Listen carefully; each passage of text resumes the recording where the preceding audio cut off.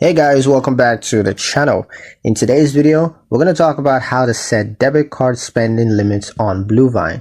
I'm going to show you 7 simple steps on how to get this done. So let's get into it. The first step is to log into your Bluevine account through the website or the mobile app. Next step is from the main menu, select settings and then choose debit card.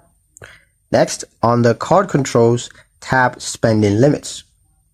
Step 4, choose the type of limit that you want to set. You can adjust daily purchase limits, ATM withdrawal limits, or both. Next step, enter the maximum amount that you want allowed. For example, you can set a $500 daily purchase limit if you want tighter control. Sixth step, tap Save Changes. Your new spending limit will apply instantly. The final step, of course, is to test the limits by making a small transaction. If a charge exceeds your set threshold, Bluevine will automatically decline it. This feature helps to protect your business funds and prevent overspending on your debit card. But that's pretty much it for the video, guys. Hope you liked it. Hope you found the information here useful enough. If you did, like, share, and subscribe for more helpful tutorials. Thank you guys for watching, and I'll see you in the next one.